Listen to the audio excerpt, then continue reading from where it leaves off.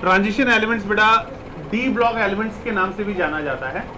तो D block elements में transition elements, इसको कैसे डिफाइन करोगे कि कोई भी एलिमेंट जिसमें लास्ट इलेक्ट्रॉन एंटर करेगा डी ब्लॉक में, उसको हम एलिमेंट्स को बोलते हैं डी ब्लॉक एलिमेंट। नाम ही इसलिए डिसाइड हुआ है, अगर कोई लास्ट इलेक्ट्रॉन एफ ब्लॉक में घुसेगा उसको बोलेंगे एफ ब्लॉक एलिमेंट, और अगर लास्ट इलेक्ट्रॉन अगर घुस रहा होगा एस ब्लॉक में तो उसको बोलते हैं S block element.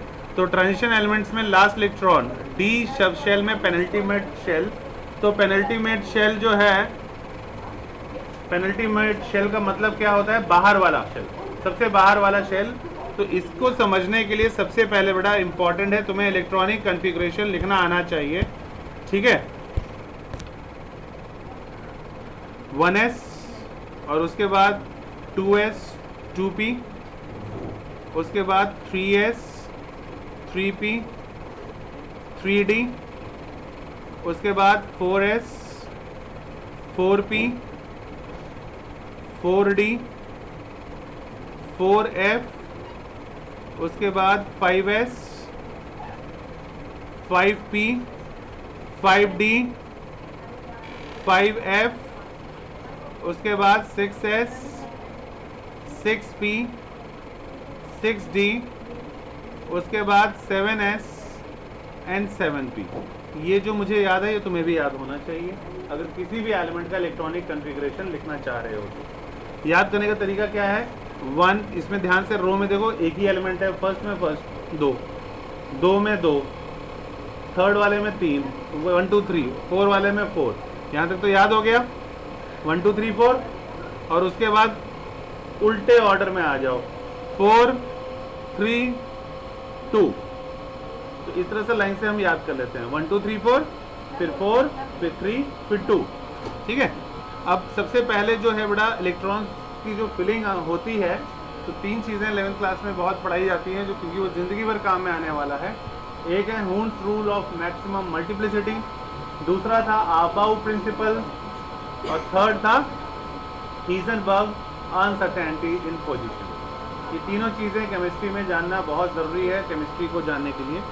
Heisenberg uncertainty principle बोलता है कि जब माइक्रोस्कोप से देखोगे किसी भी एक पार्टिकल को, तो एक ही टाइम पे 2 पार्टिकल्स एक ही जगह पे हमें नहीं मिल सकता कभी भी। कॉमन सेंस है, अगर एक पार्टिकल मूव कर रहा है तो दूसरा भी मूव कर रहा है। जब पहला पार्टिकल अपनी जगह छोड़ेगा तभी दूसरा पार्टिकल उसकी जगह पे जगह कवर करेगा। तो एक ही जगह पे एक ही पॉइंट पे दोनों पार्टिकल्स हमें नहीं मिल सकता, ये कहना था हीजनबर्ग का। तो हीजनबर्ग अनसर्टेनिटी पोजीशन, उसके बाद उसके रिलेटेड फार्मूला था, फार्मूले से अभी कोई रिलेटेड नहीं है। हून्स रूल क्या कहता था, हून्स रूल ये कहता था कि कभी भी हम इलेक्ट्रॉन अगर भरेंगे तो जिसका कम एनर्जी होगा उसमें पहले इलेक्ट्रॉन भरेगा, फिर दूसरे में, फिर उससे ज़्यादा में, फिर उसके ज़्यादा में। आबाउ प्रिंसिपल क्या कहता था कि एक सबशेल में मैक्सिमम 2 ही इलेक्ट्रॉन्स आ सकते हैं, एक का स्पिन अप होगा, एक का स्पिन डाउन होगा। हाफ प्लस हाफ से डिनोट कर दिया जाता है अप स्पिन को, और डाउन वाले को माइनस हाफ से डिनोट कर दिया जाता है मैथमेटिकली, ठीक है। तो अब इसमें देखो सबसे कम एनर्जी किसकी है, 1s की। तो सबसे पहले तुम्हारा इलेक्ट्रॉन कहाँ भरेगा, 1s में, उसके बाद कहाँ भरेगा 2s में, उसके बाद कहाँ भरेगा 2p में, फिर 3s में, फिर कहाँ भरेगा 3p, और उसके बाद 4s में, उसके बाद d 3d का नंबर आता है, देख रहे हो 4s के बाद 3d का नंबर आता है, 3d के बाद 4p 5s, उसके बाद 4d में इलेक्ट्रॉन भरेगा, फिर 5p में, फिर 6s में, उसके बाद 4f में, फिर 5d में, फिर 6p में, फिर 7s में, उसके बाद 5f में, फिर 6d में, फिर 7p में। इस तरह से इलेक्ट्रॉन भरता है। तो इस तरह से जो इलेक्ट्रॉन भरता है, इसमें अगर मान लो मैंने तुम्हें दे दिया, हमारे पास 2 एक्सेप्शनल केसेस भी है फिर इसमें जो हम रूल से नहीं चलते उसका, और एग्ज़ाम में हमेशा वही आता है 11th क्लास वाले बच्चों को। एक बोल देता है टीचर कि क्रोमियम का निकालो, और एक टीचर बोल देते हैं कि कॉपर का निकालो। ये वो क्वेश्चन है जो वेरी फ्रीक्वेंट क्वेश्चन है जो हर साल पूछते हैं, क्योंकि इसमें एक्सेप्शनल केस होता है। पर इसको समझने के लिए हमें पता होना चाहिए कि S में मैक्सिमम बेटा कितने इलेक्ट्रॉन्स आते हैं 2, P में मैक्सिमम कितने इलेक्ट्रॉन्स भर सकते हो 6, डी में कितना मैक्सिमम भर सकते हो 10, और एफ में कितना मैक्सिमम इलेक्ट्रॉन भर सकते हो 14। और अगर ध्यान से देखो तो कर क्या रहा हूं मैं, +4 +4 +4 कर रहा हूं मैं, ठीक है, SPDF। अब जैसे अब मुझे क्रोमियम का एटॉमिक नंबर पता होना चाहिए, तो क्रोमियम का एटॉमिक नंबर होता है 29। अब इसमें मुझे इलेक्ट्रॉनिक कॉन्फ़िगरेशन लिखना था, तो 1s के बाद कौन सा है 2s, उसके बाद 2p, सॉरी एक मिस्टेक थी, क्रोमियम का 24 होता है। तो अब इलेक्ट्रॉनिक कॉन्फ़िगरेशन लिखने का रूल, इलेक्ट्रॉन हम increasing order of their energy वो पहले लिख लेंगे। 2p के बाद 3s के बाद 3p के बाद 4s के बाद 3d, और बाकी बाद में लिखेंगे अगर हमारा 24 इलेक्ट्रॉन नहीं भर पाएंगे तब, ठीक है। तो सबसे पहले हम भरते हैं s में मैंने क्या बोला, मैक्सिमम कितने इलेक्ट्रॉन डाल सकते हैं 2, तो 2 डाल दिया। दूसरा भी ऐसी है, तो इसमें मैक्सिमम 2 डाल सकता हूं मैं। p में 6, s में 2, p में 6, s में 2, ऐड करके देखो कितना हो रहा है 20 हो गया। और अब 24 करने के लिए और कितना बच गया 4, 24 हो गया। अगर मैं पेपर में ये लिख के आता हूं तो गलत हो जाएगा, क्योंकि मैंने बोला कि कॉपर और क्रोमियम जो है ये दोनों एक्सेप्शनल है। एक्सेप्शनल मतलब क्या होता है कि कोई भी एटम सबसे ज़्यादा स्टेबल कब हो सकता है, अगर या तो उसमें पूरे इलेक्ट्रॉन्स फुलफिल हो, या दूसरा या तो हाफ फिल्ड हो, या तो फुलफिल या तो हाफ फिल्ड, ये 2 कंडीशंस हैं। तो 2 कंडीशंस हैं। अगर इसमें ध्यान से देखो तो लास्ट में D है, D में मैक्सिमम 10 होना चाहिए था पर 4 है, तो मैं, और ये S में 2 है, तो मैं इस एटम को ज़्यादा स्टेबल बनाने के लिए क्या कर सकता हूँ, ये S वाला एक इलेक्ट्रॉन इसको दे दे, तो इसके पास कितना हो जाएगा 5 हो जाएगा, मतलब 10 का आधा 5 होता है, हाफ फिल्ड हो गया D मेरा, और इसने एक इसको दे दिया था, तो 2 से ये कितना बच गया 1, तो 1 मतलब S में 2 होना चाहिए था, लेकिन 1 है मतलब हाफ है, तो ये ज़्यादा स्टेबल एलिमेंट हो गया। तो एटम हमेशा ये कोशिश करते रहता है इलेक्ट्रॉन लूज या गेन करके कि मैं कब सबसे ज़्यादा स्टेबल हो जाऊं, ये सबसे इंपॉर्टेंट होता है। अब इसी तरह इसका भी अगर देखोगे कॉपर का, तो मान लो यहाँ तक तुम्हारा 20 हो गया था, और 20 हो गया था तो डी में कितना भरना पड़ेगा मुझे 9 भरना पड़ेगा, 20 + 9 29 हो जाएगा, लेकिन फिर ये अनस्टेबल है, तो ये एक इलेक्ट्रॉन इसको दे देता तो ये 10 हो जाता, और ये खुद कितना हो जाता 1 हो जाता, तो ये एक हाफ फिल्ड और एक फुल फिल्ड, तो अब ये ज़्यादा स्टेबल हो जाता, तो वो वही अटेन कर लेता इलेक्ट्रॉनिक कॉन्फ़िगरेशन। तो हम पहली बात तो इलेक्ट्रॉनिक कॉन्फ़िगरेशन लिखना हमें इसलिए भी ज़रूरी है ताकि अगर उसका नेचर बताना है किसी भी एलिमेंट का डी और एफ में से, तो तुम कब बता पाओगे कि ये डायमैग्नेटिक है या पैरामैग्नेटिक है। तो उसका एक तरीका है या तो याद कर लो, और दूसरा तरीका है याद करने का दिल नहीं कर रहा तो कहीं रफ में बैठ के उसका इलेक्ट्रॉनिक कॉन्फ़िगरेशन लिख लो, पर ऐसा तभी पॉसिबल है अगर सभी एलिमेंट्स का एटॉमिक नंबर पता हो, which is a toughest job, है ना, टफेस्ट जॉब है। तो इसीलिए बहुत ही कॉमन वो एलिमेंट होते हैं जिसका बार बार पूछते हैं हर एग्जाम्स में, बोर्ड एग्जाम्स में, तो 8 से 10 एलिमेंट्स हैं, तो अगर उसका याद है तो ईजिली बता सकते हो पैरामैग्नेटिक नेचर भी और डायमैग्नेटिक नेचर। तो इसलिए सबसे अच्छा है क्या है, उनको याद कर लो, है ना, या तो 118 जो है इलेक्ट्रॉनिक कॉन्फ़िगरेशन याद करो बैठ के, नहीं कर सकते तो 7-8 याद कर लो, तो मेरे ख्याल से 7-8 याद करना ज़्यादा ईजी है। ठीक है, चलो अब वापस चलते हैं अपने उसमें।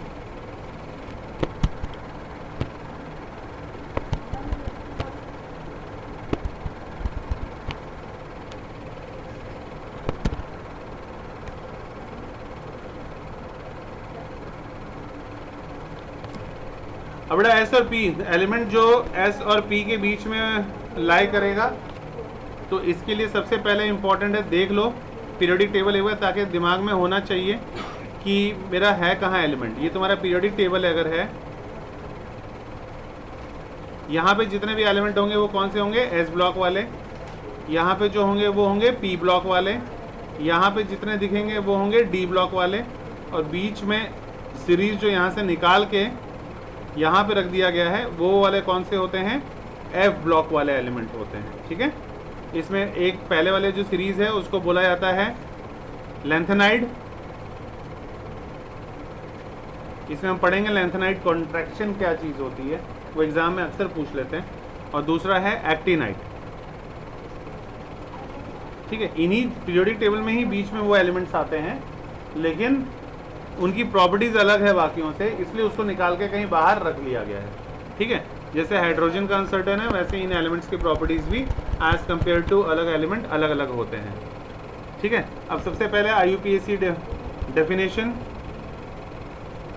तो वो एलिमेंट जिसमें थोड़ा थोड़ा d ऑर्बिटल फुलफिल होता है, यानी पार्शियली फिल्ड होता है d सबशेल, या तो एलिमेंट्री स्टेट में या उसके कॉमनली अकरिंग ऑक्सीडेशन स्टेट में।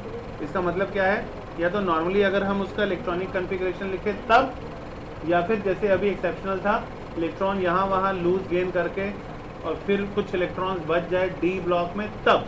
ये दो कंडीशन है।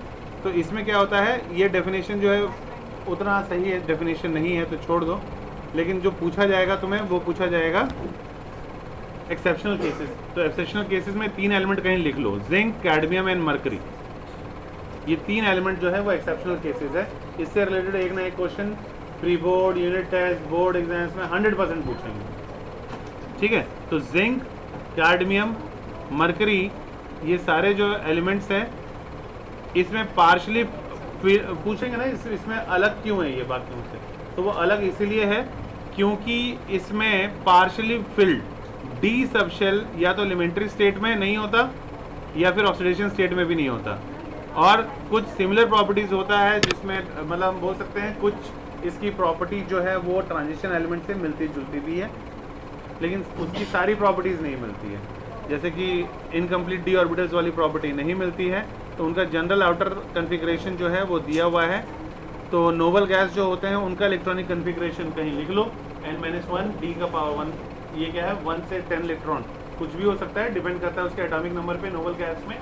और S वाला अगर वहाँ पे शेल होगा लास्ट में, तो इलेक्ट्रॉन कहाँ, या तो 1 इलेक्ट्रॉन रहेगा या तो 2 इलेक्ट्रॉन भी रह सकता है। ठीक है, इसका लिखने का मतलब पता है ना, 0 to 2, मतलब S में मैक्सिमम 2 इलेक्ट्रॉन आ सकता है, या तो एक भी नहीं आएगा, या तो 1 आएगा या तो 2 आएगा।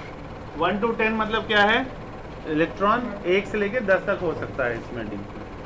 ठीक है, तो मेनली पार्टिसिपेट कौन सा करेगा नोबल गैस वाले के लिए, डी वाला और S वाला, जहाँ N जो है तुम्हारा आउटर मोस्ट शेल है, या जिसको हम और क्या बोल सकते हैं, पेनल्टीमेट शेल, पेनल्टीमेट शेल भी बोल सकते हैं। क्लासिफिकेशन, अब वो एलिमेंट्स को क्लासिफाई 4 सीरीज में किया गया है जो कि इंपॉर्टेंट है डी सबशेल। तो पहला एक है फर्स्ट ट्रांजिशन सीरीज, फिर है एक सेकंड ट्रांजिशन सीरीज, फिर है थर्ड ट्रांजिशन सीरीज, और एक है फोर्थ ट्रांजिशन सीरीज। ये 4 ट्रांजिशन सीरीज हैं। तो फर्स्ट ट्रांजिशन सीरीज में किसको कहा जाता है वो कहीं लिख लेना, first transition series 3D series को कहा जाता है। इसका मतलब क्या है, ये इसमें क्या लिखा है कि लास्ट इलेक्ट्रॉन आके जो एंटर करता होगा वो कहाँ करता होगा, 3D सीरीज में, 3D में करता होगा। जब 1s 2s 2p 3 सब लिखेंगे तो लास्ट इलेक्ट्रॉन कहाँ घुसेगा, 3D में, 3D वाले शेल में घुसेगा। इसमें 10 एलिमेंट्स हैं, जो लास्ट इलेक्ट्रॉन 3D में घुस रहा है वो कौन सा है, जो एटॉमिक नंबर 21 से 30 के बीच में आएगा।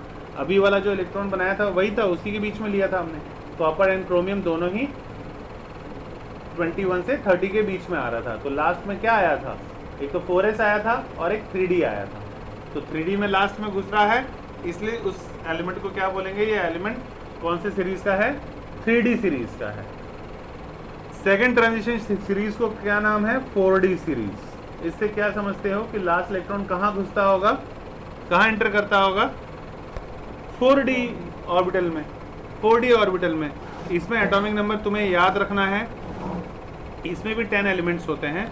इसमें एटॉमिक नंबर 39 से 48, तो जो 39 से 48 एटॉमिक नंबर जिसका होगा, तो जब उसका इलेक्ट्रॉनिक कन्फिग्रेशन लिखोगे तो वो कहाँ फॉल करेंगे, सेकेंड ट्रांजिशन सीरीज में। और थर्ड ट्रांजिशन सीरीज में 5D सीरीज, मतलब लास्ट इलेक्ट्रॉन कहाँ एंटर करता होगा, 5D ऑर्बिटल्स में घुसता होगा। और ये एलिमेंट कहाँ से कहाँ तक है, ये तुम्हारा 57 से लेके 80 तक है। और इसमें अगर ध्यान से देखोगे, इसमें भी तुम्हारा 10 एलिमेंट्स है, यानी 57 से 72 तक, और उसके बाद 72 से 80 तक। ठीक है, 57 वाला अकेला एक है जिसका एटॉमिक नंबर लैंथनम का 57 है, और उसके एलिमेंट के अलावा हैफनियम से लेके मरकरी तक। मरकरी का एटॉमिक नंबर कितना होता है, 80 होता है। सबका याद करने नहीं बोल रहा हूँ, बस जिसका याद रखना है तुम्हें, बस वो मैं ज़्यादा तेज़ी से बोलूँगा ताकि वो कहीं लिख लेना। Hg का एटॉमिक नंबर 80, Hg यानी मरकरी का याद करना इंपॉर्टेंट है। और फोर्थ ट्रांजिशन सीरीज मतलब 6d सीरीज, मतलब लास्ट इलेक्ट्रॉन कहाँ एंटर करेगा, 6d ऑर्बिटल्स में एंटर करेगा। अब इसमें जो है ये एक्टिनियम से स्टार्ट होता है 89 से, उसके बाद रेफेनियम 104 से एटॉमिक नंबर 112। इलेक्ट्रॉनिक कन्फिग्रेशन देखो ध्यान से कैसे लिखना है, इलेक्ट्रॉनिक कन्फिग्रेशन लिखना जो कि मैंने बोला बहुत ही इंपॉर्टेंट है। इस तरह से जब लिखते हैं तो देख के डरना नहीं है कि क्या लिख दिया, मुझे नहीं आता था इस तरह से लिखना, मुझे वही वाला अपना तरीका आता था, पहले 1s में, फिर 2s में, फिर 2p में, फिर 3s में, लेकिन इसमें भी कोई बड़ी चीज़ नहीं है, मैं तुमको बता देता हूँ है क्या ये चीज़। इसके लिए सबसे इम्पॉर्टेंट है बेटा, तुमको क्या पता होना चाहिए, नोबल एलिमेंट्स पता होने चाहिए। सबसे पहला नोबल एलिमेंट कौन सा होता है, हीलियम होता है, फिर कौन सा आ जाता है, नियॉन, फिर कौन सा आ जाता है, आर्गन, फिर कौन सा आ जाता है, क्रिप्टॉन, फिर कौन सा आ जाता है, इतना से काम चल जाएगा वैसे, ठीक है। जीनॉन 54 होता है इसका एटॉमिक नंबर, ठीक है। उसके बाद देखो ध्यान से, अब जैसे आर्गन का कितना होता है 18, नियॉन का 10, हीलियम का 2, और इसमें 18 ऐड कर दोगे तो 36, और इसका 54, ठीक है। अब मान लो कोई एलिमेंट है 20, मान लो 20 किसका होता है, कैल्शियम होता है। अब मुझे इसका इलेक्ट्रॉनिक कन्फिग्रेशन लिखना था, तो मैं कैसे लिख सकता था, मैं एक तो अपना जनरल तरीके से लिख सकता था, 1s में कितना डालूंगा 2 इलेक्ट्रॉन, 2s में कितना डालूंगा 2 इलेक्ट्रॉन, 2p में कितना डालूंगा 6, फिर 3s में कितना डालूंगा 2, फिर 3p में कितना डालूंगा 6, और उसके बाद क्या बचा 4s, उसमें कितना डालूंगा 2। यही है, या तो मैं ऐसे लिख लूँ अपना इलेक्ट्रॉनिक कन्फिग्रेशन, या फिर 4 + 6 10, 10 + 2 12, 12 + 6 18, और 18 मुझे पता है किसका होता है, आर्गन का। तो ये जो यहाँ से लेके यहाँ तक है उसकी जगह AR लिख दूंगा मैं, ऐसे स्क्वायर ब्रैकेट में बंद कर दूंगा, बाकी जो बच गया उसको ऐसे लिख दूंगा। तो कहीं बहुत सारे जगह पे ऐसे भी शॉर्टकट में लिख दिया जाता है, लेकिन उसके लिए इम्पोर्टेंट क्या है, क्या याद होना चाहिए, नोबल एलिमेंट की लिस्ट पता होनी चाहिए। अगर नोबल एलिमेंट का लिस्ट पता है तो हम इजीली लिख सकते हैं किसी का भी इलेक्ट्रॉनिक कन्फिग्रेशन, ठीक है। हाँ किसका 84 86 होगा, ऐसा कुछ होगा,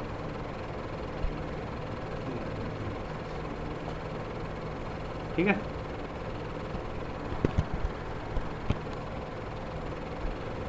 तो इलेक्ट्रॉनिक कन्फिग्रेशन की प्रैक्टिस ज़रूर कर लेना, सबका नहीं करना चाहो तो किसी किसी का। ये इसमें स्टार क्यों बनाया हुआ है कॉपर एंड क्रोमियम का, ये एक्सेप्शनल केसेस है इसीलिए, है ना, कि एटम जो है वो ज़्यादा स्टेबल होने के लिए एक एक इलेक्ट्रॉन आगे भेज के हाफ फिल्ड और या फुल फिल्ड होने की कोशिश कर रहा होता है, इसीलिए।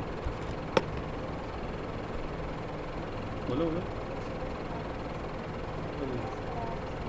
बेटा, वो 11th का है वो तो।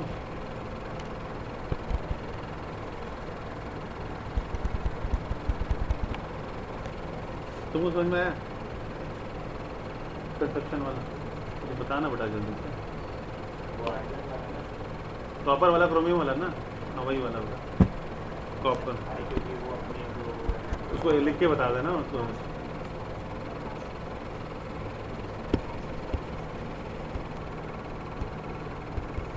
ये इंपॉर्टेंट है 11th के लिए, है ना।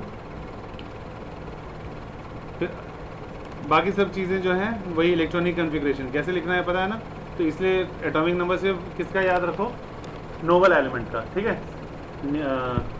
हीलियम का 2, आर्गन 18, बीच में नियॉन छूट गया है ना, नियॉन 10, आर्गन 18, आर्गन के बाद देखो आर्गन आर्गन सब दिख रहा है ना। उसके बाद फिर क्रिप्टॉन, क्रिप्टॉन मतलब 36, फिर क्रिप्टॉन के बाद कौन दिखेगा, जीनॉन, जीनॉन का कितना 54, और बाकी ये ऊपर 14, 4 और 2 क्या है ये समझ में आ गया। एस में मैक्सिमम 2 आ सकता है इलेक्ट्रॉन, तो जहाँ एस दिखेगा तो 2 डालोगे। पी में मैक्सिमम कितना डालोगे, 6 डालोगे। डी कहीं भी दिख गया तो कितना डाल सकते हैं, मैक्सिमम 10। और एफ कहीं भी दिख गया तो मैक्सिमम कितना डाल सकते हैं, 14 डाल सकते हैं। बस इतना दिमाग में रखना, ठीक है। Mercury 80, gold 79, platinum 78। तो बेटे जहाँ स्टार स्टार बनाया हुआ है, देखो ध्यान से, आगे जाके एक्सेप्शन जो बचपन में पढ़ा था वो 20 तक ही पढ़ते हैं, इसलिए 2 एक्सेप्शन आया था। अब जहाँ स्टार स्टार बना हुआ है तो सिर्फ उसी की लिख के प्रैक्टिस करना घर में। तो अब क्यों स्टार क्यों बना हुआ है, ये एक्सेप्शनल है ना। बचपन से सिखाया जाता है ये महंगे मेटल्स हैं, इलेक्ट्रॉन नहीं लूज करते हैं, नहीं गेन करते हैं। पर अगर ध्यान से देखोगे तो यहाँ पे भी दिख जाएगा कि ये स्टेबल होने के लिए इलेक्ट्रॉन्स लूज करते हैं। बचपन में गलत पढ़ाया जाता है, बड़े होने के बाद सुधार कर लेते हैं। तो प्लैटिनम का देखो जैसे 78 था, यहाँ तक 54 हो गया।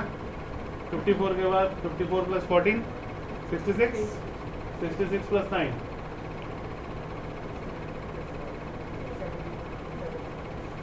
77, 77 प्लस 1 78। अब ध्यान से देखो फिर से, इसमें भी वही होगा। एस में 2 होना चाहिए था ना, लेकिन 1 है। डी में 10 होना चाहिए था, है ना। तो 10 होना चाहिए था, लेकिन 9 है। तो ये एस वाला क्या करेगा, एक इलेक्ट्रॉन इसको दे देगा, खाली हो जाएगा, ठीक है।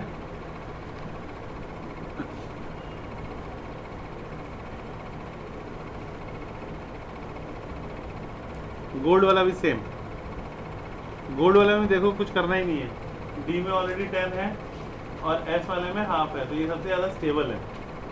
स्टेबल है क्योंकि इसका डी वाला जो है वो फुलफिल है, पूरा है, कंप्लीट। और ये क्या है, हाफ फिल्ड है, तो ये भी स्टेबल है। तो इसीलिए ये बाकी इलेक्ट्रॉन्स के साथ अपने इलेक्ट्रॉन्स शेयर नहीं करता है, क्योंकि स्टेबल फॉर्म में होता है। इसलिए इसमें जंग भी नहीं लगता, इसलिए महंगा भी है, ठीक है।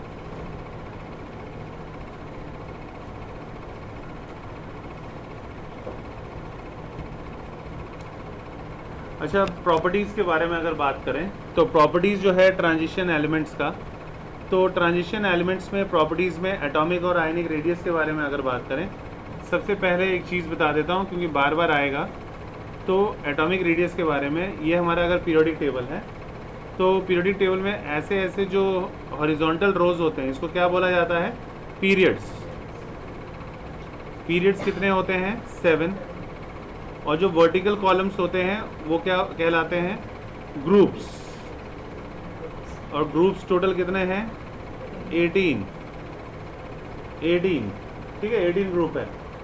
तो हम किसी का भी एलिमेंट का इलेक्ट्रॉनिक कॉन्फ़िगरेशन लिख के हम उसका पोजीशन पीरियोडिक टेबल में इजीली बता सकते हैं। फॉर एग्जांपल, जैसे मुझे एल्युमिनियम का लोकेशन बताना था कि पीरियोडिक टेबल में कहाँ आएगा, तो बच्चन में क्या लिखते थे, 2, 8, 3, ये लिखते थे। तो लास्ट में जो है 3 इलेक्ट्रॉन आ रहा है, इसको बोलते हैं वैलेंस इलेक्ट्रॉन। तो इसका मतलब क्या हो गया, एल्युमिनियम क्या है, मेटल है। तो 13, 3 है ना, तो 13 ग्रुप में आएगा। इससे मुझे ये पता लग गया कि ग्रुप इसका कौन सा होगा, 13। और पीरियड पता करने के लिए क्या करना पड़ेगा, के मतलब फर्स्ट पीरियड, एल मतलब सेकंड पीरियड, एम मतलब थर्ड पीरियड। तो पीरियड कौन सा होगा, थर्ड। इस तरह से हम लोकेट कर लेते हैं किसी भी एलिमेंट को पीरियोडिक टेबल में, ठीक है। अब एक और चीज़ याद रखो, पीरियोडिक टेबल में बेटा इस साइड जितने भी एलिमेंट्स है इस साइड में, वो सब क्या होते हैं, मेटल्स। फिर आगे जब लेफ्ट टू राइट बढ़ोगे फिर तुमको कौन मिलेगा, मेटलॉइड्स। और राइट में जाओगे तो कौन मिलेगा, नॉन मेटल। और राइट में जाओगे तो कौन मिलेगा, नोबल एलिमेंट। लास्ट में नोबल एलिमेंट ही होता है 18 ग्रुप में।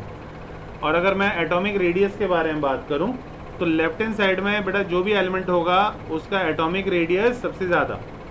फिर लेफ्ट से राइट जब जाओगे तो एटॉमिक रेडियस थोड़ा कम, और राइट में जाओगे तो एटॉमिक रेडियस और कम, और राइट में जाओगे तो एटॉमिक रेडियस और छोटा। ये छोटा छोटा छोटा होते जाता है। पूछ लेते हैं भाई छोटा क्यों होते जाता है, तो छोटा इसलिए होते जाता है क्योंकि इफेक्टिव न्यूक्लियर चार्ज इंक्रीज हो जाता है। ठीक है, क्या टर्म है, इफेक्टिव न्यूक्लियर चार्ज इंक्रीज हो जाता है। अब सवाल ये पैदा होता है कि ये इफेक्टिव न्यूक्लियर चार्ज क्या चीज़ होती है। तो इफेक्टिव न्यूक्लियर चार्ज तो मैं ऑलरेडी पता है, इफेक्टिव न्यूक्लियर चार्ज का मतलब होता है बेटा प्रोटॉन, और हमें पता है कि प्रोटॉन्स होता कैसा चार्ज है, पॉजिटिव। तो तुम खुद सोचो, देखो ध्यान से, जैसे अगर मैंने बोला ये बीच में कोई एलिमेंट है, ये के सब शेल है, इसमें 2 इलेक्ट्रॉन घूम रहे हैं, फिर एल है, इसमें 8 इलेक्ट्रॉन्स घूम रहे हैं, फिर एम है, इसमें भी 8 इलेक्ट्रॉन्स घूम रहे हैं। ठीक है, और मैंने बाहर से इफेक्टिव न्यूक्लियर चार्ज दिया। इफेक्टिव न्यूक्लियर चार्ज किसको बोला जाता है, प्रोटॉन्स को, और प्रोटॉन्स कौन सा चार्ज है, प्लस। तो जब ये प्लस गया तो प्लस और ये इलेक्ट्रॉन माइनस में है, दोनों मिलके क्या हो जाएंगे, न्यूट्रलाइज। फिर ये प्लस और माइनस मिलके क्या हो जाएंगे, न्यूट्रलाइज। तो ये लेयर गायब हो जाएगी। तो मतलब सेंटर से लेके पहले जितना डिस्टेंस था, अब ये डिस्टेंस कम हो गया, मतलब रेडियस कम हो गया, और ज़्यादा बढ़ाया मैंने इफेक्टिव न्यूक्लियर चार्ज, मतलब मैंने और ज़्यादा प्रोटॉन्स ऐड किए। तो जब और ज़्यादा प्रोटॉन्स ऐड करूँगा तो ये वाला भी न्यूट्रलाइज हो जाएगा, ये भी न्यूट्रलाइज हो जाएगा, तो ये लेयर भी ख़त्म। तो यहाँ से लेके रेडियस यहाँ तक बचा। तो इस तरह से रेडियस छोटा छोटा छोटा होते जाता है। और जब हम ऊपर से नीचे जाते हैं तो क्या होता है, एटॉमिक नंबर इंक्रीज होते जाता है। तो अगर एटॉमिक नंबर इंक्रीज होते जा रहा है, इसका मतलब पेनल्टी मेड शेल जो है वो इंक्रीज हो रहा है। तो मतलब सेंटर से लेके बाहर तक का डिस्टेंस इंक्रीज हो रहा है, तो उसी को हम बोल देते हैं एटॉमिक रेडियस इंक्रीज हो रहा है। ठीक है, तो एटम का रेडियस लेफ्ट से राइट जाएंगे तो कम होते जाएगा, और ऊपर से नीचे जाएंगे तो बढ़ते जाएगा। तो लेफ्ट से राइट अगर कोई पूछ रहा है क्यों कम हो रहा है, तो क्या बोलोगे, due to increase in effective nuclear charge. और ऊपर से लेके नीचे तक अगर पूछ रहा है क्या होगा, तो इंक्रीज होगा। और क्यों होगा, क्योंकि पेनल्टी मेड शेल इंक्रीज होते जाते हैं जैसे जैसे एटम का एटॉमिक नंबर बढ़ते जाता है। ठीक है, तो इतना याद रखना है। ठीक है, ये कहानी बार बार आएगा इस चैप्टर में, तो इसलिए ये चीज़ एंड लॉजिक क्लियर होना चाहिए। ठीक है, अब इसी के बारे में बात करने वाले हैं हम, एटॉमिक या फिर आयनिक रेडियस के बारे में। ये 11th का ही कंसेप्ट है जो अच्छी तरह से आना चाहिए। तो जैसे जैसे हम अलोंग द सीरीज मूव कर रहे हैं, इसका मतलब क्या हुआ, left to right. Along the series मतलब लेफ्ट टू राइट। तो लेफ्ट से राइट जब जाओगे तो एटॉमिक रेडियस जो होता है, मैंने क्या बोला, ये 10th में था कि सिर्फ डिक्रीज होते जाता है, लेकिन अब हम पढ़ेंगे कि पहले डिक्रीज होगा, फिर कांस्टेंट हो जाएगा, और फिर इंक्रीज करेगा। तो हम इसलिए हम जो 10th में पढ़ते हैं वो गलत पढ़ते हैं, और 12th में हम पढ़ते हैं उसकी फुल डिटेल। तो इसीलिए पता होना चाहिए। तो देखो ध्यान से, पहले तो क्या याद रखोगे, एटॉमिक रेडियस सबसे पहले क्या हो रहा था, लेफ्ट से राइट जा रहे थे तो डिक्रीज हुआ। उसके बाद फिर क्या हुआ, ऑलमोस्ट कांस्टेंट हो गया, कोई फर्क नहीं पड़ा।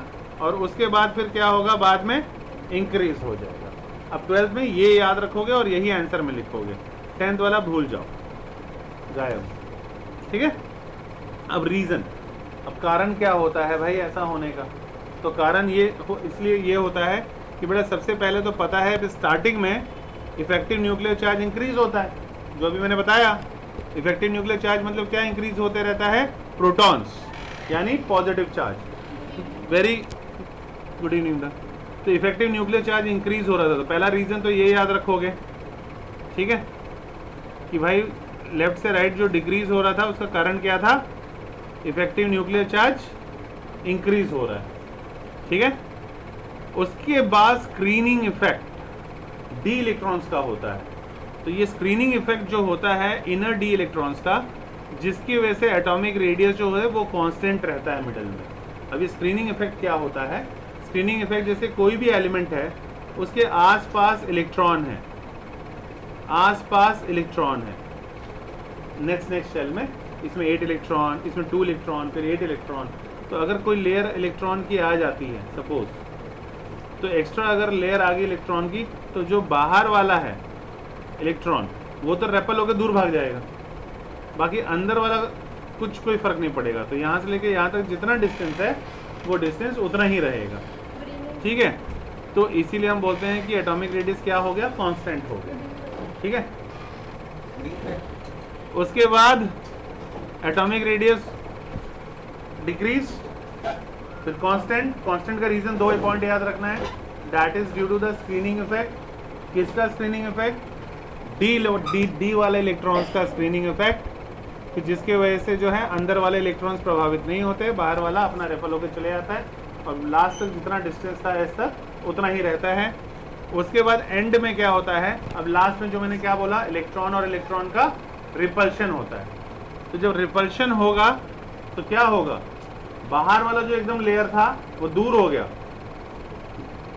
एक्स्ट्रा इलेक्ट्रॉन की लेयर की वजह से बाहर वाला जो इलेक्ट्रॉन था वो और दूर चले गया। अब अगर मैं बोलूँगा कि बताओ सेंटर से लेके लास्ट वाले इलेक्ट्रॉन का डिस्टेंस क्या हुआ, तो क्या बोलोगे, इंक्रीज हो गया। तो इंक्रीज हो गया तो उसी को बोलते हैं कि एटॉमिक रेडियस इंक्रीज हो जाता है। तो एटॉमिक रेडियस बाद में इंक्रीज कैसे हुआ, इलेक्ट्रॉन और इलेक्ट्रॉन यानी डी इलेक्ट्रॉन वाला और बाहर वाला इलेक्ट्रॉन वाले का रिपल्शन होने की वजह से। तो पहले स्टार्टिंग में रखोगे डिक्रीज, फिर कांस्टेंट। तो इसका अगर नोट्स इतना बड़ा बनाना है तो अगर मैं होता तो कैसे बनाता, देखो ध्यान से, यहाँ से लेके यहाँ तक डिक्रीज, फिर यहाँ से लेके यहाँ तक कांस्टेंट,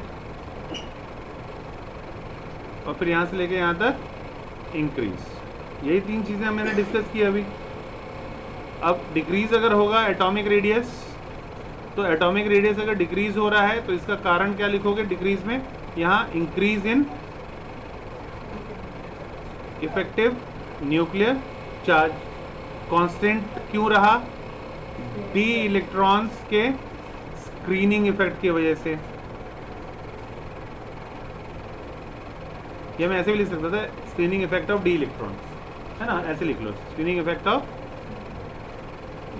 डी इलेक्ट्रॉन्स। और फिर इंक्रीज क्यों हुआ, इलेक्ट्रॉन और इलेक्ट्रॉन रिपल्शन की वजह से। तो फिर मुझे पूरा समझ में आ जाता कि ऐसा कब क्या क्या हुआ है कि नहीं। शॉर्ट में स्टार्टिंग में क्या हुआ, atomic radius decrease, then constant and then increase. और रीजन याद तुम्हें रहने चाहिए, मैं एक बार बता सकता हूँ, या तो तुमको ही करना पड़ेगा।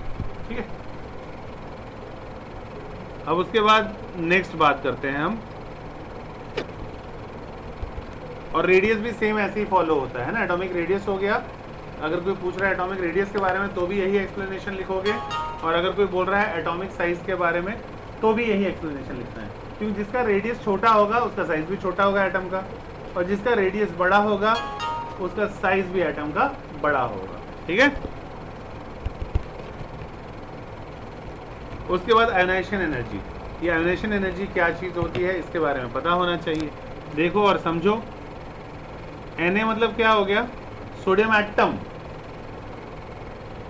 इसमें मैंने कुछ एनर्जी दी, और अगर मैं जो एनर्जी दूंगा सो दैट ये सोडियम मेरा सोडियम आयंस में कन्वर्ट हो जाए, इस एनर्जी को बोला जाता है आयोनाइजेशन एनर्जी।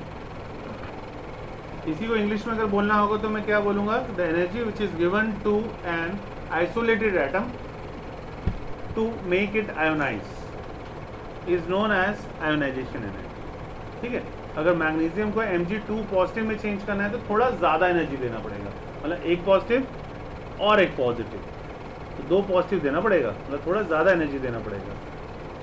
तो सोडियम से ज़्यादा आयोनाइजेशन एनर्जी किसकी होती है, मैग्नीशियम की। अगर मान लो मुझे एल्युमिनियम को एल्युमिनियम 3 पॉजिटिव आयंस बनाना था, तो एक पॉजिटिव और एक पॉजिटिव, एक और पॉजिटिव, तो फिर 3 पॉजिटिव हो जाएगा वो।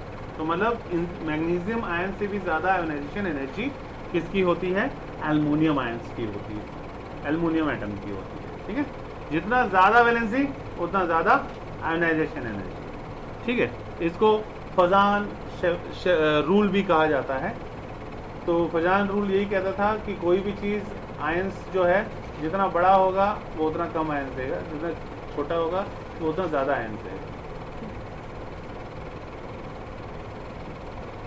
फजान सेज़ेब्स रूल। आयोनाइजेशन एनर्जी समझ में आ गया, चलें आगे। अब सबसे इंपॉर्टेंट यही पॉइंट है, ये बार बार आएगा, बार बार और पेपर में, कि फर्स्ट आयोनाइजेशन एनर्जी जो होता है एक्सेप्शनल केस है, क्योंकि तो फर्स्ट आयोनाइजेशन एनर्जी जिंक का कैडमियम का और मरकरी का बहुत हाई होता है। ठीक है, तो ये याद रखना है तुमको कि जिंक का, कैडमियम का और मरकरी का फर्स्ट आयोनाइजेशन एनर्जी बहुत हाई होता है। क्यों होता है? तो वो इसलिए होता है क्योंकि वो बहुत ज़्यादा स्टेबल होता है, क्योंकि उसमें इलेक्ट्रॉनिक कन्फिग्रेशन जब लिखोगे तो या तो लिख लो, या इतना टाइम नहीं है तो बस याद कर लो कि भाई मेरा जिंक, कैडमियम एंड मरकरी, इसका जो ऑर्बिटल्स होता है वो फुल्ली फिल्ड होता है। और अगर ये फुल्ली फिल्ड है मतलब बहुत ज़्यादा स्टेबल है, और अगर ज़्यादा स्टेबल है, अगर मैं चाह रहा हूँ कि इसमें से मैं आयंस निकालना चाह रहा हूँ, तो मुझे एनर्जी भी बहुत ज़्यादा देनी पड़ेगी, और जो मैं एनर्जी दूंगा उसी को कहा जाता है आयोनाइजेशन एनर्जी। तो इसी को बोल देते हैं टेक्निकल लैंग्वेज में कि ionisation energy, first ionisation energy cadmium की, जिंक की और मरकरी की बहुत ज़्यादा होती है। और रीज़न में क्या लिखोगे? बिकॉज इनका ऑर्बिटल जो है वो फुलफिल्ड रहता है। ठीक है, या दूसरे लैंग्वेज में बोल सकते हो पेनल्टी मेड शेल फुलफिल्ड रहता है, दोनों एक ही चीज़। तो first ionisation energy 5D series element का हायर होता है as compared to 3D and 4D series. Why पूछ लेते हैं, तो रीजन में क्या लिखोगे? पहला, पुअर शील्डिंग इफेक्ट होता है 4f इलेक्ट्रॉन्स के साथ। ठीक है, 5D सीरीज में। तो ये रीजन याद कर लेना है नोट्स में, सबसे इंपॉर्टेंट। एक एक पॉइंट, एक एक लाइन में आंसर याद हो जाएगा। ठीक है, इधर उधर से फॉलो मत करना। अब बात करें मेटालिक कैरेक्टर का, इसके लिए भी बिल्कुल भी डरना नहीं है। जो चीज़ मैंने समझाई है एटॉमिक रेडियस के लिए, वही सारी चीज़ें as it is metallic character पे भी फिट बैठती है। क्योंकि पीरियोडिक टेबल में बात करेंगे तो अगेन फिर से लेफ्ट हैंड साइड में क्या होगा? मेटल्स, फिर मेटलॉइड्स एंड देन उसके बाद नॉन मेटल। तो ये भी याद रखो, अगर कोई पीरियोडिक टेबल में तुम्हें बना के पूछ रहा है तो लेफ्ट हैंड साइड वाला मेटल है, it will always be electropositive in nature, क्योंकि मेटल्स की प्रॉपर्टी ये कहती है कि उसके ऊपर हमेशा प्लस में चार्ज होता है और नॉन मेटल्स में हमेशा नेगेटिव में चार्ज होता है। और मेटलॉइड्स डिपेंड करता है कौन सा मेटलॉइड्स। ठीक है, उसके बारे में ज़्यादा नहीं पूछेंगे। तो लेफ्ट हैंड साइड में फिर से वही जो भी प्रॉपर्टीज थी बेटा एटॉमिक रेडियस की, मेटल्स भी सेम वही ऑर्डर रहेगा एज इट इज़। तो मेटल्स में बेटा प्रॉपर्टीज़ क्या क्या होती है, इस प्रॉपर्टीज़ के बस नाम याद होने चाहिए। जो नहीं पता हो मेरे से पूछ लो। लश्रस मतलब समझते हो सभी? चमक। मैलेबल समझते हो सभी? क्या होता है दिया मैलेबल? बताओ। मतलब क्या हुआ मैलेबल का? किसी भी मेटल को हम पीट के उसकी लंबी शीट तैयार कर सकते हैं, उस प्रॉपर्टी को मैलेबिलिटी बोलते हैं। ठीक है, और एक और है बेटा इसमें डक्टिलिटी। डक्टिलिटी क्या होता है? डक्टाइल मतलब डक्टिलिटी कि मेटल्स को हम पीट के उसकी लंबी वायर बना सकते हैं, उस प्रॉपर्टी को बोलते हैं डक्टिलिटी। फिर नेक्स्ट है सोनोरिटी। किसी भी मेटल को पीटोगे तो उसमें एक डिफरेंट कलर का साउंड क्रिएट होगा। आयरन से मारोगे तो अलग साउंड, कॉपर से मारोगे तो अलग साउंड। तो हर मेटल की अपनी अलग अलग साउंड देने की प्रॉपर्टीज को कहते हैं सोनोरिटी, या हम दूसरे लैंग्वेज में बोल सकते हैं metals are sonorous in nature. ठीक है, उसके बाद अगर मैं पूछूं कि यहाँ जो ज्वेलरी बनती है, कंसेप्चुअल क्वेश्चंस के लिए हमें तैयारी करने की ज़रूरत नहीं होती, हमारा कंसेप्ट क्लियर होना चाहिए। फॉर एग्जांपल क्वेश्चन जैसे मैंने बोल दिया तुम्हें कि भाई हमारा जो गोल्ड है, सिल्वर है, इसकी हम ज्वेलरी बनाते हैं, और पूछ लूँगा क्यों, तो हम ये नहीं लिखेंगे इट इज़ वेरी चीप, है ना, इट इज़ ईजिली अवेलेबल, बगल वाले शॉप, इसके नंबर्स नहीं मिलेंगे 12th में। तुम्हें उसकी प्रॉपर्टी पकड़नी पड़ेगी। तो प्रॉपर्टी सोचो क्या क्या लिख सकते हो। एक क्या बोलेगा? एक बोलेगा इट इज़ नॉन रिएक्टिव, तो जंग नहीं लगता, तो इसलिए इजीली इसको हम ज्वेलरी बनाते हैं इसीलिए। ऐसा कोई ज़रूरी नहीं है, वो तो स्टेनलेस स्टील में भी जंग नहीं लगता। अगला वाला बहस कर सकता है ना। तो जब कॉन्क्लेव होता है साइंटिस्टों का या जूनियर साइंटिस्ट का, तो वहाँ पे बहस चलती है। अगर एक बोलता है कि भाई ज्वेलरी इसलिए बना सकते हैं क्योंकि ये जो है इसमें जंग नहीं, रस्टिंग नहीं होती है, करोड नहीं होता, तो अगला वाला बोलता है वो तो मेरे जूते में भी नहीं होता, जूते में भी जंग नहीं लगता, लेदर का होता है, कपड़े का होता है, तो क्या मैं इसकी ज्वेलरी बना के पहनूँ? तो ये कोई, तो इसलिए मतलब आप जो अपना स्टेटमेंट दे रहे हो, तो स्टेटमेंट साइंस में हमेशा वो देना चाहिए कि अगला वाला क्वेश्चन रेज ना कर सके, तभी आप उस चीज़ को अपने नाम पे पेटेंट करा सकते हो, पहली चीज़। दूसरा इंपॉर्टेंट है, अगर क्वेश्चन आ रहा है कि ज्वेलरी बना सकते हो तो कौन से पॉइंट्स गिनाओगे? पहला मैलेबिलिटी, कि उसको पीट पीट के हम उसकी लंबी शीट बना सकते हैं। दूसरा डक्टिलिटी, उसको पीट पीट के आप वायर्स में कन्वर्ट कर सकते हो, तभी ज्वेलरी बनाने के काम में आएगा। And third, they are lustrous in nature, कि उसमें चमक होती है। तो अगर ये तीनों प्रॉपर्टी है फिर कोई नहीं बहस करेगा, ठीक है। उसके बाद क्रोमियम मॉलिब्डेनम, शांत रहना, बोलना नहीं साहिल। एक और है बेटा डब्लू। ये डब्लू क्या चीज़ है? कोई भी बता दो, हिंट देता हूँ, 7th क्लास में देखा है तुमने। दूसरा हिंट, हमारे घरों में बहुत यूज़ होता था आज से 5 से 8 साल पहले, अब नहीं होता। जब तुम छोटे थे तो घर में बहुत यूज़ होता है, क्योंकि रोशनी हर किसी के घर में होती है, बल्ब हर कोई लगाता है। सोचो क्या हो सकता है? टंगस्टन लगता था ना बल्ब में पहले, आजकल के बल्बों में नहीं लगता। तो टंगस्टन का सिंबल है बेटा डब्लू, याद रखिए। और अगर मैं पूछूं कि बल्ब के अंदर ये डब्लू यानी टंगस्टन ही क्यों यूज़ करते हैं, दूसरा क्यों नहीं करते, वो बात अलग है। क्वेश्चन मैंने बड़ा सिंपल पूछ लिया, जबकि एडिसन ने जब सिर्फ टंगस्टन को ढूंढने के लिए बड़ा 3 साल लगे थे। पहले उसने आयरन डाला, फिर सिल्वर डाला, गोल्ड डाला, कपड़ा डाला, धागा डाला, सब कुछ डाला, लकड़ी डाला, पर उसको लास्ट में सफलता मिली जब उसने टंगस्टन डाला। तो टंगस्टन को यूज़ बल्ब बनाने के लिए इसलिए किया जाता है क्योंकि इसका मेल्टिंग पॉइंट बहुत हाई है। अगर मेल्टिंग पॉइंट हाई है तो जल्दी फ्यूज़ नहीं होगा, वो बात अलग है, हो ही जाता है। लेकिन सबसे ज़्यादा टाइम तक के लिए जो रहा वो टंगस्टन, ठीक है। तो डब्ल्यू इज अ टंगस्टन। तो क्रोमियम, मॉलिब्डेनम एंड टंगस्टन, इसमें maximum number of unpaired electrons होते हैं। तो maximum number of unpaired electrons होते हैं, और ये काफ़ी हार्ड मेटल होता है। ये तीनों ही बहुत ही हार्ड मेटल है, जबकि जिंक, कैडमियम और मरकरी, ये इसमें कोई भी अनपेयर्ड डी इलेक्ट्रॉन्स प्रेजेंट नहीं होता, इसलिए वो सॉफ्ट मेटल्स कहलाते हैं। तो पूछ लेते हैं कि कौन सा हार्ड है और कौन सा सॉफ्ट है। और मैं तो इसको सॉफ्ट भी नहीं बोलूँगा, ये मरकरी जो होता है ये तो लिक्विड ही होता है। मरकरी इज अ अकेला लिक्विड मेटल प्रेजेंट इन पूरा पीरियोडिक टेबल में, इसलिए इसको यूज़ किया जाता है थर्मोमीटर बनाने। और थर्मोमीटर में मरकरी ही क्यों यूज़ करते हैं? वो इसलिए यूज़ करते हैं कि पहला, इसका स्पेसिफिक हीट बहुत कम होता है। स्पेसिफिक हीट बहुत कम होने के कारण हल्का सा भी हीट कहीं से एब्जॉर्ब करेगा तो फैलना शुरू कर देगा, ठीक है। दूसरा, ग्लास के साथ चिपकता नहीं है, मतलब स्टिक नहीं होता है। ये दूसरी इसकी प्रॉपर्टी है जो इसको ग्रेड बनाती है। एंड थर्ड, कोई पूछ ले तो बोल सकते हो it is poisonous in nature. वो थर्मामीटर बनाने में क्यों यूज़ हो रहे हैं उसमें नहीं लिखोगे, बस उसकी कैरेक्टरिस्टिक्स के बारे में बता रहा हूँ कि mercury is poisonous in nature, इसलिए बोलते हैं उसको खाना नहीं चाहिए, डेथ भी हो सकती है, ठीक है। इसलिए बोलते हैं बच्चों से दूर रखना चाहिए थर्मामीटर, क्योंकि उसके अंदर मरकरी है। मान लो मुंह में डालते रहते हैं छोटे बच्चे, मुंह में कोई भी चीज़ दोगे छोटे बच्चों को मुंह में डालते हैं, उनकी आदत होती है, दांत निकल रहे होते हैं। मान लो थर्मामीटर हाथ में दोगे, कर रहे हैं, टूट गया, मरकरी कर लिया तो प्रॉब्लम हो सकती है, इसलिए मना किया जाता है। ऑक्सीडेशन स्टेट के बारे में बात करें तो बेटा ज़्यादातर जो ट्रांजिशन एलिमेंट्स है वो अलग अलग ऑक्सीडेशन स्टेट शो करते हैं। मतलब क्या है इस ऑक्सीडेशन स्टेट का? वैलेंसी +3, +4, +2, ये सारे, उसमें से सारे तो तुम्हें याद होंगे नहीं और ना ही करना है, लेकिन जो सबसे, हमें दो ही चीज़ हम याद करते हैं किसी भी चीज़ों में, या तो जो सबसे ज़्यादा ऑक्सीडेशन शो करता है उस एलिमेंट का नाम याद होना चाहिए, या जो सबसे कम। तो ज़्यादा कम वाले की ज़रूरत है नहीं, सबसे ज़्यादा वाले की ज़रूरत है। सबसे ज़्यादा ध्यान से देखो कौन सा एलिमेंट शो कर रहा है, मैंगनीज और क्रोमियम। तो मैंगनीज एंड क्रोमियम ये 3D सीरीज वाले एलिमेंट है जो सबसे ज़्यादा ऑक्सीडेशन स्टेट शो करते हैं। अभी किस पे डिपेंड करता है कि इनका ऑक्सीडेशन स्टेट यही होगा?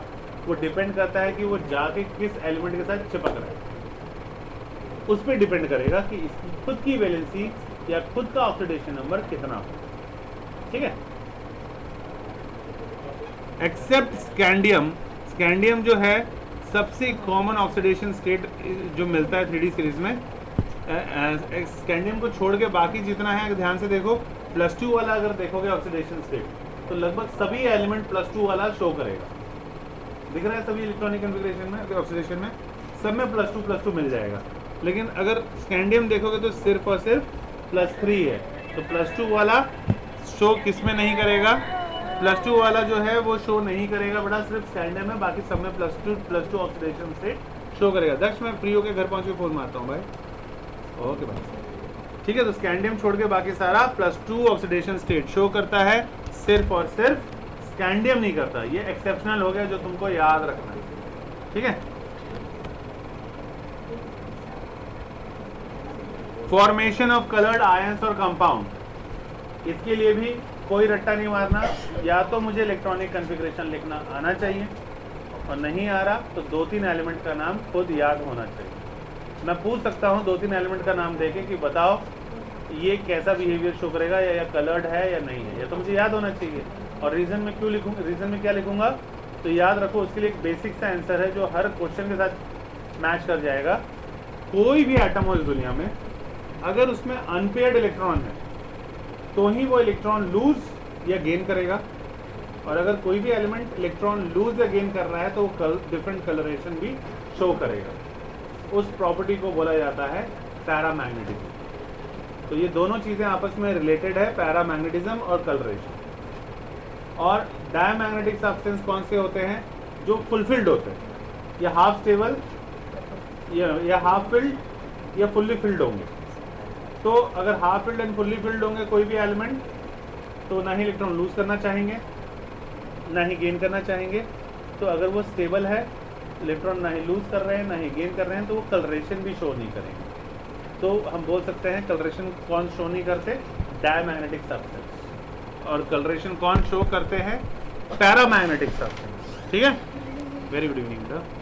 बड़ा लेट क्यों हो दिशा, सो गए थे, जिम जा रहे हो?